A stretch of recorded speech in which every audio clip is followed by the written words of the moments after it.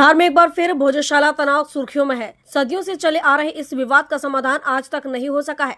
केंद्रीय पुरातत्व विभाग के अधीन यह स्मारक भोजशाला है। यह कमाल मौला मस्जिद 23 जनवरी शुक्रवार को होने वाली बसंत पंचमी पर भोजशाला में पूजा अर्चना कार्यक्रम के साथ साथ जुमे की नमाज को देखते हुए शहर में शांति व्यवस्था को लेकर लोगों में आशंकाएं और आक्रोश दोनों दिख रहा है। भाजपा नेतृत्व में केंद्र और प्रदेश की सरकारों के होने के बावजूद यह मुद्दा यथा स्थिति में पड़ा हुआ है। विरोधी दलों के समय में सक्रिय रहे जनप्रतिनिधि सत्ता में आने के बाद इस विवाद से खुद दूरी बनाए बैठे हैं।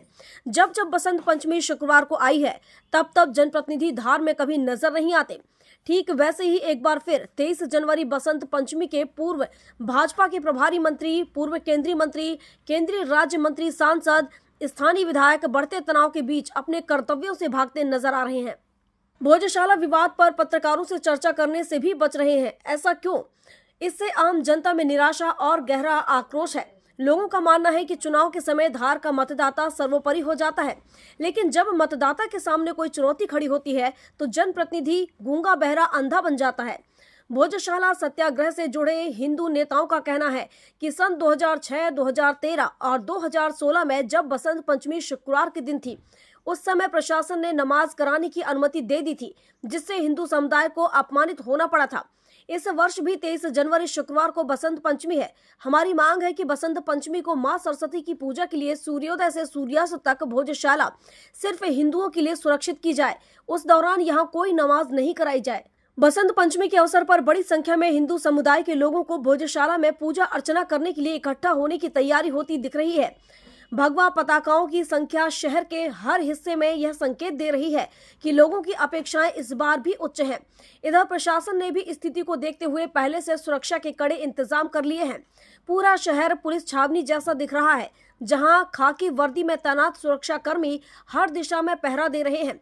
हालांकि यह भी देखा जा रहा है कि इस तनावपूर्ण पलों के बीच जनप्रतिनिधि जनता के बीच नहीं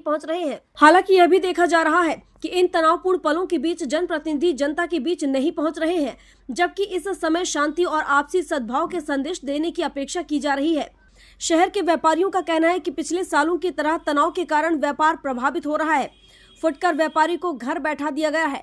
सामाजिक सद्भाव और प्रशासन की तैयारी के बीच आम धारणा यह भी बन रही है कि 2003 के आदेश अनुसार इस वर्ष भी पूजा के साथ साथ नमाज की संभावना को लेकर लोगों में चिंता है।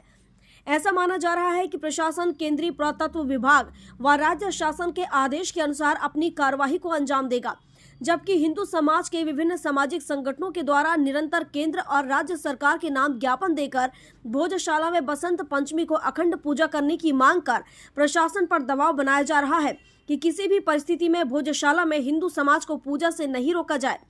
जिस प्रकार प्रशासन की तैयारी देखी जा रही है, उसे यह अनुमान भी लगाया जा रहा है कि सन 2013 व 2016 की तरह इस बार भी प्रशासन भोजशाला में बसंत पंचमी को पूजा के साथ साथ छत पर नमाज भी पढ़ाने को मजबूर होगा। धार से सुरेश तिवारी की रिपोर्ट।